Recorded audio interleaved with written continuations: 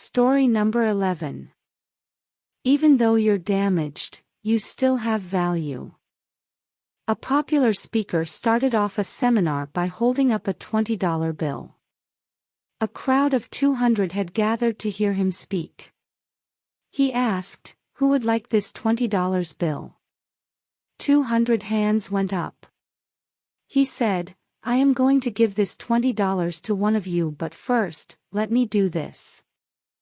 He crumpled the bill up. He then asked, "Who still wants it?"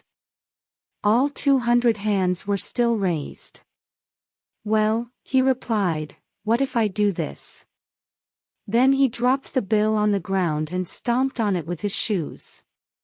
He picked it up and showed it to the crowd. The bill was all crumpled and dirty. "Now who still wants it?" All the hands still went up. My friends, I have just showed you a very important lesson. No matter what I did to the money, you still wanted it because it did not decrease in value. It was still worth $20. Many times in our lives, life crumples us and grinds us into the dirt. We make bad decisions or deal with poor circumstances. We feel worthless. But no matter what has happened or what will happen, you will never lose your value. You are special, don't ever forget it. Story number 12. Don't judge others before you know them. A 24-year-old boy seeing out from the train's window shouted, "Dad, look, the trees are going behind." Dad smiled, and a young couple sitting nearby looked at the 24-year-old's childish behavior with pity. Suddenly he again exclaimed, "Dad, look, the clouds are running with us." The couple couldn't resist and said to the old man, "Why don't you take your son to a good doctor?" The old man smiled and said, "I did, and we are just coming from the hospital. My son was blind from birth, he just got his eyes today." Every single person on the planet has a story. Don't judge people before you truly know them. The truth might surprise you.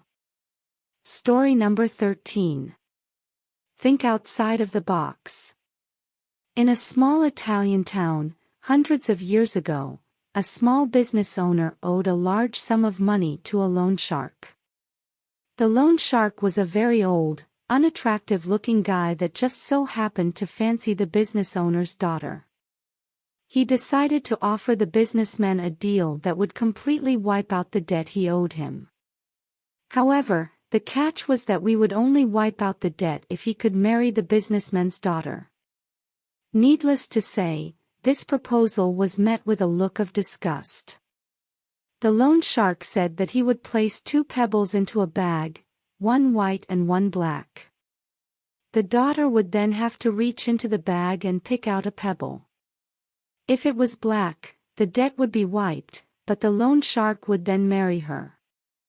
If it was white, the debt would also be wiped, but the daughter wouldn't have to marry the loan shark. Standing on a pebble-strewn path in the businessman's garden, the loan shark bent over and picked up 2 pebbles. Whilst he was picking them up, the daughter noticed that he'd picked up 2 black pebbles and placed them both into the bag. He then asked the daughter to reach into the bag and pick one.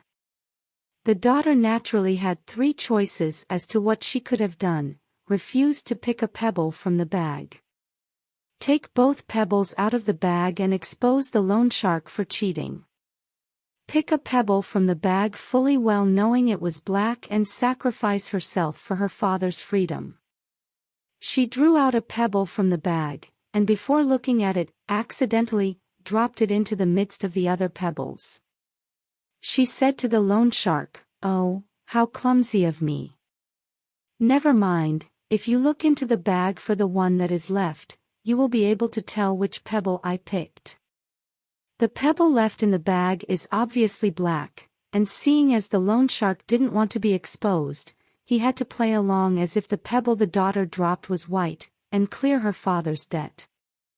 Story number 14. Enjoy the moment.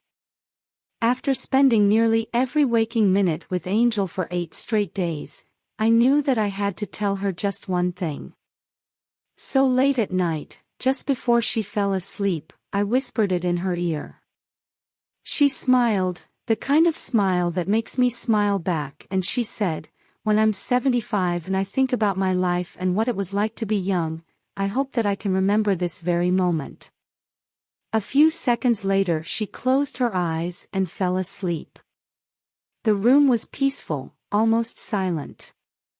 All I could hear was the soft purr of her breathing.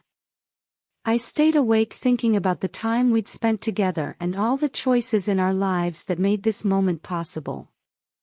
And at some point, I realized that it didn't matter what we'd done or where we'd gone. Nor did the future hold any significance. All that mattered was the serenity of the moment. Just being with her and breathing with her. Story number 15. Stop chasing happiness. An old man lived in the village. The whole village was tired of him.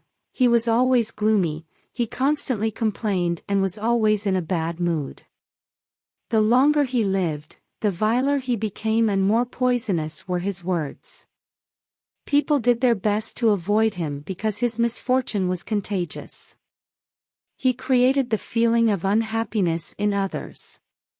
But one day, when he turned 80, an incredible thing happened. Instantly everyone started hearing the rumor, "The old man is happy today, he doesn't complain about anything, smiles, and even his face is freshened up." The whole village gathered around the man and asked him, "What happened to you?" The old man replied, "Nothing special. 80 years I've been chasing happiness and it was useless. And then I decided to live without happiness and just enjoy life. That's why I'm happy now." Story number 16. Learn from your problems. A man's favorite donkey falls into a deep precipice. He can't pull it out no matter how hard he tries. He therefore decides to bury it alive. Soil is poured onto the donkey from above. The donkey feels the load, shakes it off, and steps on it. More soil is poured. It shakes it off and steps up. The more the load was poured, the higher it rose. By noon, the donkey was grazing in green pastures. Story number 17. Don't assume you are going to fail. During a research experiment, a marine biologist placed a shark into a large holding tank and then released several small bait fish into the tank. As you would expect, the shark quickly swam around the tank, attacked and ate the smaller fish. The marine biologist then inserted a strong piece of clear fiberglass into the tank, creating 2 separate partitions. She then put the shark on one side of the fiberglass and a new set of bait fish on the other. Again, the shark quickly attacked. This time, however, the shark slammed into the fiberglass divider and bounced off.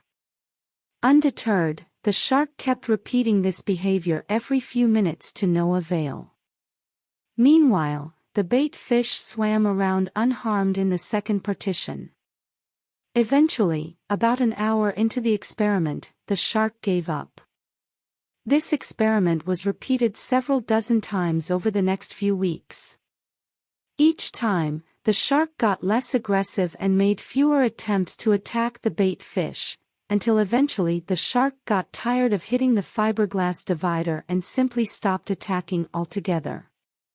The marine biologist then removed the fiberglass divider, but the shark didn't attack. The shark was trained to believe a barrier existed between it and the bait fish, so the bait fish swam wherever they wished, free from harm. Story number 18. You get what you give. Once, there was a farmer who regularly sold butter to a baker. One day, the baker decided to weigh the butter to see if he was getting the exact amount that he asked for. He found out that he wasn't, so he took the farmer to court. The judge asked the farmer if he uses any measure to weigh the butter. The farmer replied, "Your Honor, I'm primitive. I don't have a proper measure, but I do have a scale." The judge replied, "Then how do you weigh the butter?" The farmer replied, "Your Honor, long before the baker started buying butter from me, I have been buying a pound loaf of bread from him. Every day, when the baker brings the bread, I put it on the scale and give him the same weight in butter. If anyone is to be blamed, it's the baker." Moral of the story: in life, you get what you give. Don't try to cheat others. Story number 19. Stop stressing so much. Once upon a time, a psychology professor walked around on a stage while teaching stress management principles to an auditorium filled with students. As she raised a glass of water, everyone expected they'd be asked the typical glass half empty or glass half full question. Instead, with a smile on her face, the professor asked, "How heavy is this glass of water I'm holding?" Students shouted out answers ranging from 8 ounces to a couple pounds. She replied, "From my perspective, the absolute weight of this glass doesn't matter. It all depends on how long I hold it. If I hold it for a minute or two, it's fairly light. If I hold it for an hour straight, its weight might make my arm ache a little. If I hold it for a day straight, my arm will likely cramp up and feel completely numb and paralyzed, forcing me to drop the glass to the floor. In each case, the weight of the glass doesn't change, but the longer I hold it, the heavier it feels to me." As the class shook their heads in agreement, she continued, "Your stresses and worries in life are very much like this glass of water. Think about them for a while and nothing happens. Think about them a bit longer and you begin to ache a little. Think about them all day long, and you will feel completely numb and paralyzed, incapable of doing anything else until you drop them." Story number 20. Don't crew over your friends. Vijay and Raju were friends. One day while on holiday, exploring a forest, they saw a bear coming towards them. Naturally, they were both frightened, so Raju, who knew how to climb trees, climbed one quickly.